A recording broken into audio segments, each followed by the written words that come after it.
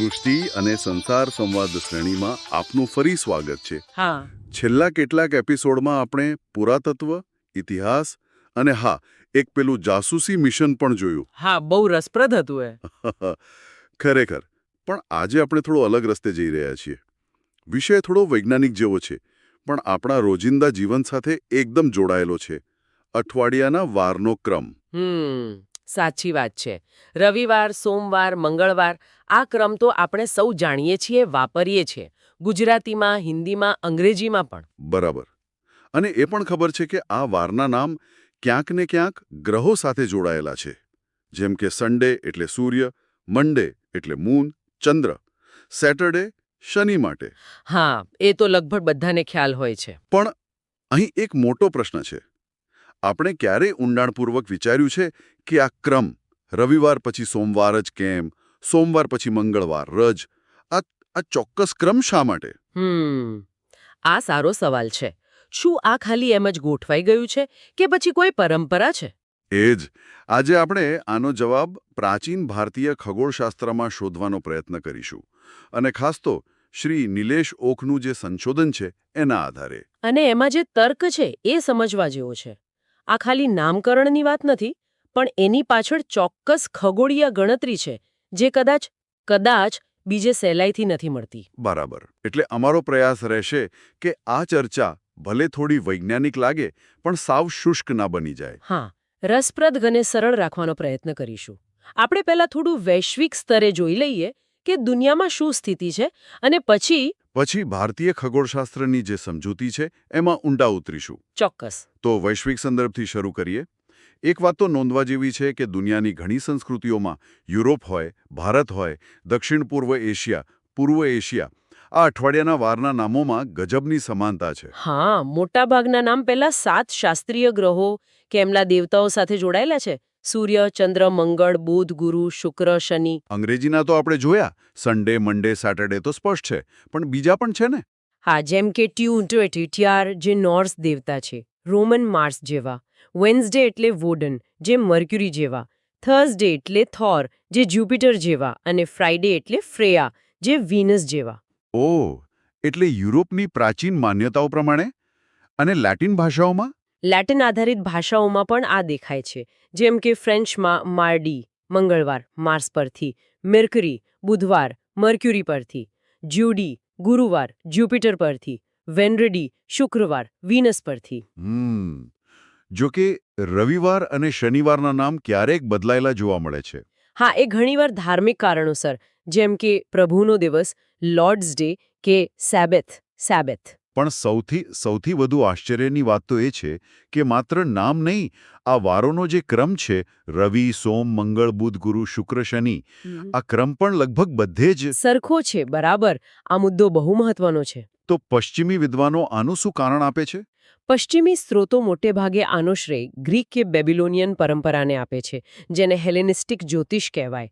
પણ છે એટલે ખાલી કહી દીધું કે આમ છે.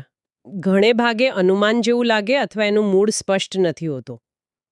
પ્લુટાર્ક જેવા પ્રાચીન લેખકે પણ સવાલ ઉઠાવેલો કે ભાઈ ગ્રહોનો કુદરતી ક્રમ જેમ કે ગતિ મુજબ અને આ દિવસોના નામનો ક્રમ અલગ કેમ છે?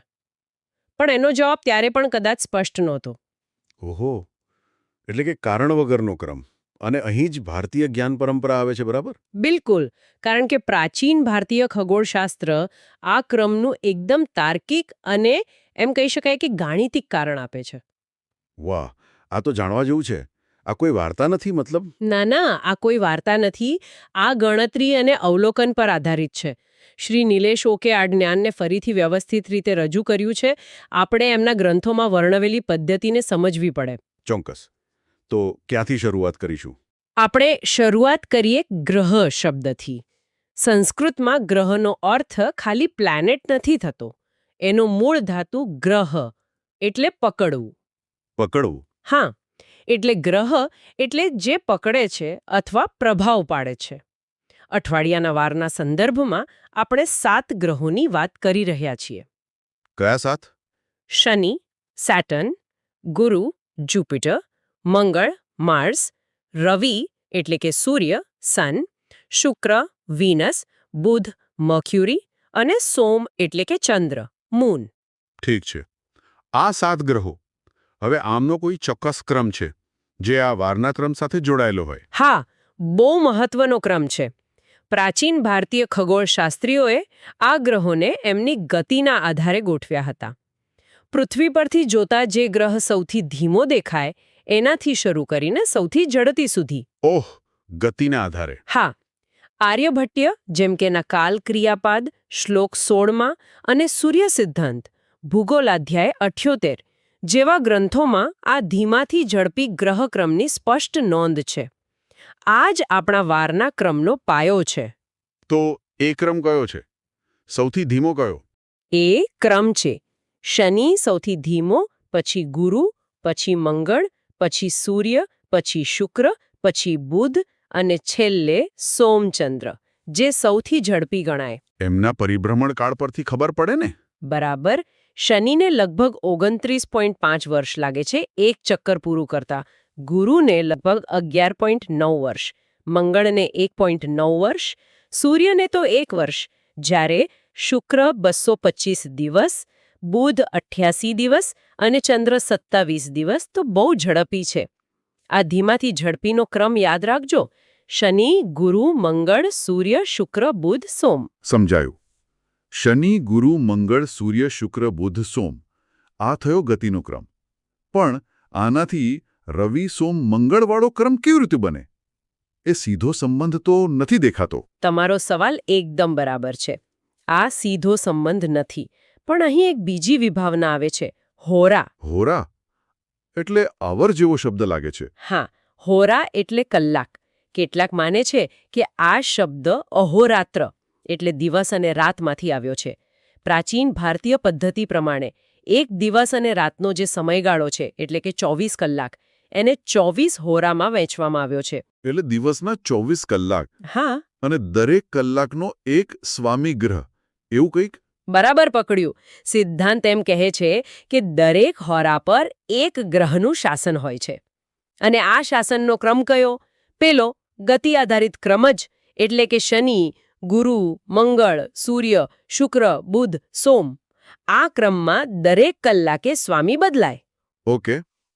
અને સૌથી મહત્વની વાત, જે ગ્રહ દિવસની સૌથી પહેલી હોરાનો સ્વામી હોય, એટલે કે સૂર્યોદય સમયની જે પહેલી હોરા હોય, એ ગ્રહ આખા દિવસનો સ્વામી બને છે. એને કહેવાય દિનપતિ. દિનપતિ. અને દિવસનું નામ એ દિનપતિ પરથી પડે. બિલકુલ. દિવસનું નામ એના દિનપતિ ગ્રહ પરથી આવે છે. વાહ! આ તો ગણિત જેવું લાગે છે. ચાલો એક ઉદાહરણથી સમજીએ. આ ચક્ર ચાલે કેવી રીતે? અને પેલો રવિ સોમ મંગળવાળો ક્રમ કેવી રીતે બને? ચોક્કસ. સમજવામાં સરળતા રહે એટલે આપણે શનિવારથી શરૂઆત કરીએ. કેમ? કારણ કે આપણા ગતિના ક્રમમાં શનિ સૌથી પહેલો, સૌથી ધીમો છે. ઠીક છે. શનિવાર. માની લો સૂર્યોદય સવારે 6 વાગે થયો. હા, સમજવા માટે. હા, તો શનિવારની પહેલી હોરા સવારે 6 થી 7 નો સ્વામી કોણ બનશે? શનિ. શનિ, કારણ કે એ ક્રમમાં પહેલો છે. બરાબર. શનિ. હવે બીજી હોરા 7 થી 8 નો સ્વામી. ગતિના ક્રમમાં શનિ પછી ગુરુ, એટલે ગુરુ. સાચું. ત્રીજી હોરા 8 થી 9 નો સ્વામી. મંગળ. ચોથીનો 9 થી 10. સૂર્ય. પાંચમીનો શુક્ર, છઠ્ઠીનો બુધ અને સાતમી હોરા બપોરે 12 થી 1 નો સ્વામી. સોમ એટલે કે ચંદ્ર. 7 ગ્રહ પૂરા થયા. હા. હવે 7મા કલાક પછી શું? ચક્ર ફરી શરૂ થાય. બરાબર. 8મી હોરા 1 થી 2 નો સ્વામી, ફરીથી શનિ. 9મીનો ગુરુ, 10મીનો મંગળ. એમ આ ક્રમ શનિ, ગુરુ, મંગળ, સૂર્ય, શુક્ર, બુધ, સોમ સતત 24 કલાક સુધી ચાલ્યા કરે. ઓકે. આ સમજાયું. દર કલાકે સ્વામી બદલાય પહેલા ગતિના ક્રમ મુજબ. તો શનિવારના 24 કલાક પૂરા થાય ત્યારે શું સ્થિતિ હોય? કયો ગ્રહ છેલ્લી હોરાનો સ્વામી હોય? ગણતરી કરીએ. 24 કલાક એટલે 24 હોરા અને ગ્રહોનું ચક્ર 7નું છે. તો 24ને 7 વડે ભાગીએ તો શેષ કેટલી વધે?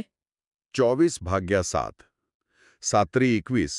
શેષ 3 વધે. બરાબર. 3 શેષ વધે. એનો મતલબ કે 7 ગ્રહોના 3 ચક્ર પૂરા થઈ જાય.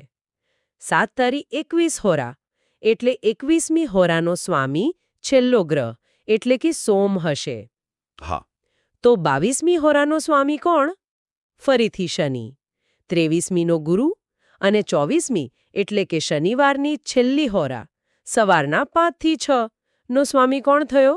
ગુરુ પછી મંગળ, એટલે શનિવારની છેલ્લી હોરા મંગળની. બરાબર. હવે શનિવાર પૂરો થયો, દિવસ બદલાયો, આગલો સૂર્યોદય થયો, સવારે 6 વાગ્યે. હવે નવા દિવસની પહેલી હોરા શરૂ થઈ. આ ખરેખર તો આપણા 24 કલાકના ચક્રની 25મી હોરા કહેવાય. એનો સ્વામી કોણ? છેલ્લી હોરા મંગળની હતી. મંગળ પછી ગતિના ક્રમમાં કોણ આવે? શનિ, ગુરુ, મંગળ, સૂર્ય. હા, સૂર્ય. બિલકુલ. 24મી હોરા મંગળની એટલે 25મી હોરા નવા દિવસની પહેલી હોરાનો સ્વામી બન્યો સૂર્ય, એટલે કે રવિ. આથી શનિવાર પછીનો દિવસ કયો બન્યો? રવિવાર, કારણ કે એનો દિનપતિ સૂર્ય રવિ છે. અરે વાહ! આ તો ખરેખર ગાણિતિક છે. મેં ક્યારે આમ વિચાર્યું નહોતું. છે ને કમાલની વાત. અને આ જ તર્કથી આગળ વધો. એટલે રવિવાર પછી સોમવાર કેવી રીતે? એ જ રીતે રવિવારની પહેલી હોરાનો સ્વામી કોણ? સૂર્ય. હવે ચક્ર ત્યાંથી શરૂ થશે. સૂર્ય, શુક્ર, બુધ, સોમ, શનિ, ગુરુ, મંગળ. 24 હોરા પૂરી કરો. રવિવારની 24મી હોરાનો સ્વામી કોણ આવશે? ગણતરી કરશો તો એ બુધ આવશે. ઠીક. 24મી હોરા બુધની. તો હવે 25મી હોરા એટલે કે નવા દિવસ સોમવારની પહેલી હોરાનો સ્વામી કોણ? બુધ પછી ગતિના ક્રમમાં કોણ આવે? સોમ, એટલે કે ચંદ્ર. માટે ત્રીજો દિવસ સોમવાર. બરાબર. અને એ જ રીતે ગણતરી કરતા જાઓ તો સોમવાર પછી મંગળવાર, દિનપતિ મંગળ, પછી બુધવાર, દિનપતિ બુધ, ગુરુવાર, દિનપતિ ગુરુ, શુક્રવાર, દિનપતિ શુક્ર. અને છેલ્લે શુક્રવાર પછી ફરી શનિવાર, દિનપતિ શનિ. આખું અઠવાડિયું પૂરું. અને ક્રમ પણ જળવાઈ રહ્યો. રવિ, સોમ, મંગળ, બુધ, ગુરુ, શુક્ર, શનિ. અદ્ભુત. તમે સાચા છો.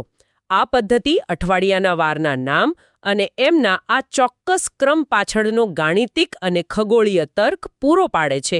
આ કોઈ અનુમાન નથી. પેલું હેપ્ટાગ્રામ જેવું કંઈક આવે છે ને, 7 ખૂણાવાળો તારો. એનાથી પણ આ ક્રમ સમજાવે છે લોકો. હા, સર ઓલિવર લોલ્જ જેવા વિદ્વાનોએ એનો ઉપયોગ કર્યો છે. પણ નિલેશોક સાચું જ કહે છે કે એ વધુ તો ક્રમ યાદ રાખવાની એક યુક્તિ છે, એક મેનોનિક ડિવાઇસ છે. એ નથી સમજાવતું કે આ ક્રમ શા માટે આવ્યો.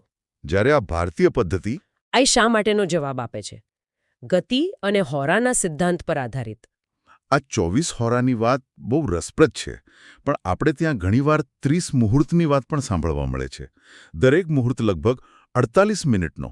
તો આ 24 હોરાવાળી વાત ક્યાંથી આવી? શું આ બંને અલગ છે? આ સારો પ્રશ્ન છે, કારણ કે થોડી ગૂંચવણ થઈ શકે છે. શ્રી નિલેશોક આનો જવાબ શ્રીમદ ભાગવત પુરાણ સ્કંધ 3 અધ્યાય 11ના સંદર્ભથી આપે છે. વાત એમ છે કે પ્રાચીન ભારતમાં સમય માપવાની એક કરતાં વધુ પદ્ધતિઓ પ્રચલિત હતી. ઓહ, એકથી વધુ? હા, એક પદ્ધતિ 30 મુહૂર્તવાળી હતી, જ્યાં દરેક મુહૂર્ત 48 મિનિટનો ગણાય. 30 × 48 = 1440 મિનિટ, એટલે કે 24 કલાક. પણ ભાગવત પુરાણમાં જ એક એવી પ્રણાલીનું પણ વર્ણન છે જ્યાં દિવસ-રાત, અહોરાત્ર ને 24 હોરામાં વહેંચવામાં આવે છે. અને આ પદ્ધતિમાં એક હોરા એટલે 60 મિનિટ થાય. એટલે કે જે આજે આપણે વાપરીએ છીએ બરાબર. એ 24 કલાક બરાબર 24 હોરા. બરાબર. અને આ 24 હોરાવાળી પદ્ધતિ ખગોળશાસ્ત્ર માટે, નાગરિક સમયપાલન માટે અને ખાસ તો આપણે જેની ચર્ચા કરી રહ્યા છે, અઠવાડિયાના વારના ક્રમની થિયરી, એના માટે વધુ સુસંગત અને ઉપયોગી હતી. એટલે બંને પ્રણાલીઓ હતી, પણ વારના ક્રમ માટે 24 હોરાવાળી વપરાઈ હોય એમ લાગે છે. સમજાયું. આ સ્પષ્ટતા જરૂરી હતી. હવે વાત આવે છે આ પદ્ધતિ કેટલી જૂની છે તેની. આ તો ખરેખર રોમાંચક લાગે છે. હા, નિલેશ ઓકના સંશોધન પ્રમાણે આ પદ્ધતિ અત્યંત પ્રાચીન હોઈ શકે છે. એ સૂર્ય સિદ્ધાંત જેવા ગ્રંથોમાં જે સુધારા થયા છે એના પુરાવા ટાંકે છે. બરાબર. એમના મતે એ સુધારા હજારો વર્ષ જૂના હોઈ શકે. હજારો વર્ષ? કેટલા? એક ઉદાહરણ છે સૂર્ય સિદ્ધાંતમાં નિરક્ષદેશ એટલે કે વિષુવવૃત્ત પરના પ્રદેશના અવલોકનોનો ઉલ્લેખ. એની ગણતરી સૂચવે છે કે એ અવલોકન કદાચ લગભગ 12,000 ઈસવી પૂર્વે લેવાયું હોય. શું વાત કરો છો? 12,000 ઈસવી પૂર્વે? એટલે આજથી લગભગ 14,000 વર્ષ પહેલા. આ માન્યમાં આવે એવું નથી. હા, અકલ્પનીય લાગે, પણ આ વાતને ટેકો વાલ્મીકી રામાયણના એક ઉલ્લેખ પરથી પણ મળે છે. નીલેશ ઓક રામાયણનો સમય લગભગ 12,209 ઈસવીસન પૂર્વે એટલે કે 14,000 વર્ષથી પણ વધુ પહેલા નક્કી કરે છે. રામાયણમાં શું ઉલ્લેખ છે? રામાયણમાં જ્યારે ભગવાન રામના રાજ્યાભિષેકની તૈયારી ચાલે છે ત્યારે ગુરુ પુષ્ય યોગનો ઉલ્લેખ આવે છે. ગુરુ પુષ્ય યોગ એ શું છે? મેં સાંભળ્યું છે બહુ શુભ ગણાય છે. હા, ગુરુ પુષ્ય યોગ એટલે એવો દિવસ જ્યારે ગુરુવાર હોય અને ચંદ્ર પુષ્ય નક્ષત્રમાં હોય. હવે વિચારો, જો 14,000 વર્ષ પહેલા લખાયેલા ગ્રંથમાં ગુરુવારનો ઉલ્લેખ હોય, તો એનો મતલબ કે તે સમયે વારનો ખ્યાલ હતો, દિનપતિનો ખ્યાલ હતો અને કદાચ આખી હોરાવાળી પદ્ધતિ પણ. બરાબર? આ એ જ સૂચવે છે. આ ખ્યાલ કેટલો પ્રાચીન છે એનો આ પુરાવો ગણી શકાય. ખરેખર અદ્ભુત. પણ ત્યારે એક પ્રશ્ન મનમાં આવે છે, જે નીલેશ ઓક પણ ઉઠાવે છે. જો આપણા પૂર્વજોએ આ વાર પ્રણાલીની શોધ કરી હતી અને એ આટલી જૂની છે, તો પછી વેદ, રામાયણ, મહાભારત જેવા ગ્રંથોમાં મહત્વની ઘટનાઓનો સમય નોંધવા માટે મોટે ભાગે તિથિ અને નક્ષત્રોનો જ ઉપયોગ કેમ થયો? વારનો ઉલ્લેખ કેમ આટલો બધો નથી? આનું કારણ પણ બહુ વૈજ્ઞાનિક અને તાર્કિક છે. વાત એમ છે કે તિથિ એટલે ચંદ્રની કળા પર આધારિત દિવસ અને નક્ષત્ર એટલે ચંદ્ર આકાશના કયા તારાજૂથ પાસે છે તે. આ બંને વસ્તુ તમે સીધી આકાશમાં જોઈ શકો છો, અવલોકન કરી શકો છો. હા, એ તો બરાબર. એટલે એનાથી કોઈ ઘટનાનો સમય અત્યંત ચોકસાઈથી નોંધી શકાય. એટલી ચોકસાઈથી કે હજારો વર્ષ પછી પણ આપણે એનું સચોટ ડેટિંગ કરી શકીએ. જ્યારે અઠવાડિયાના વારનું એવું નથી. ના, અઠવાડિયાના વાર સાપેક્ષ છે. આપણે શનિવારથી ગણતરી શરૂ કરી એક માન્યતા છે, કોઈ કુદરતી શૂન્ય બિંદુ નથી. લાંબા ગાળાના ઐતિહાસિક સમય નિર્ધારણ માટે વાર ઓછા ચોક્કસ ગણાય. કયો શનિવાર એ નક્કી કરવું મુશ્કેલ. એટલે ઋષિઓએ વધુ વૈજ્ઞાનિક અને લાંબા સમય સુધી ટકી રહે તેવી ચોક્કસ પદ્ધતિ, તિથિ અને નક્ષત્ર પસંદ કરી. બરાબર.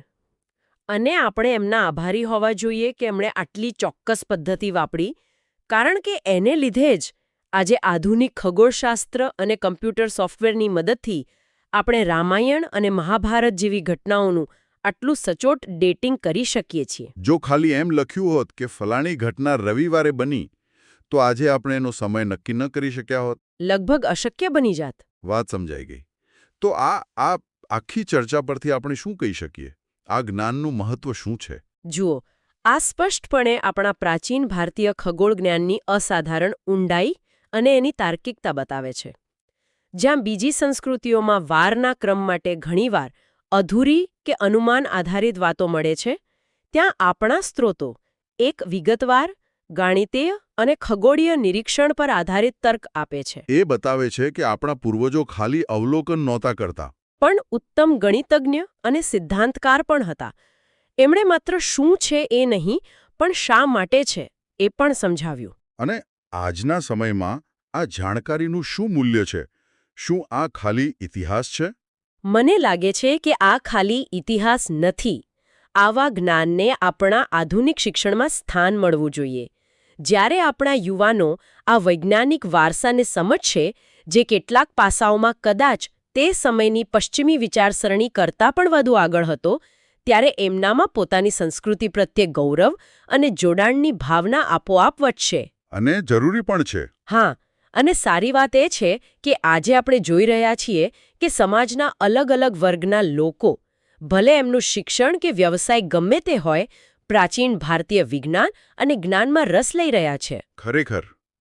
અને સૃષ્ટિ અને સંસાર શ્રેણી હેઠળ આવા વિષયો પર વાત કરવાનો અને શ્રોતાઓ સુધી આ માહિતી પહોંચાડવાનો અમને પણ ખૂબ આનંદ આવે છે. ખાસ કરીને જ્યારે તે આપણા ભવ્ય ભૂતકાળના આવા પાસાઓને ઉજાગર કરતું હોય. અને શ્રોતાઓ તરફથી જે પ્રતિસાદ મળે છે એ અમારા માટે હંમેશા પ્રોત્સાહનરૂપ રહ્યો છે. આપના વિચારો, સવાલો, સૂચનાઓ એ અમને ભવિષ્યમાં આવી જ જ્ઞાનયાત્રાઓ કરવા માટે પ્રેરણા આપે છે. એક પ્રશ્ન મૂકતી જાઉં છું. આપણે જોયું કે પ્રાચીન ભારતીયો પાસે તિથિ અને નક્ષત્ર જેવી અત્યંત ચોક્કસ સમય ગણવાની પદ્ધતિઓ હતી, જેનો ઉપયોગ એ લોકો મહત્વની ઘટનાઓ નોંધવા કરતા હતા. તો પછી એમણે આ સાપેક્ષ રીતે સરળ ગણી શકાય એવી અઠવાડિયાના 7 વારની પ્રણાલી શા માટે વિકસાવી હશે? સારો પ્રશ્ન છે. અને એનો આટલો બધો ફેલાવો લગભગ આખી દુનિયામાં કેમ થયો હશે? શું એનો હેતુ રોજિંદા જીવન માટે, સામાજિક વ્યવહાર માટે, કે પછી કદાચ વ્યાપક સ્તરે વેપાર કે સંચાર માટે વધુ અનુકૂળ વ્યવસ્થા ઊભી કરવાનો હશે? વિચારવા જેવો મુદ્દો છે, ખરું ને?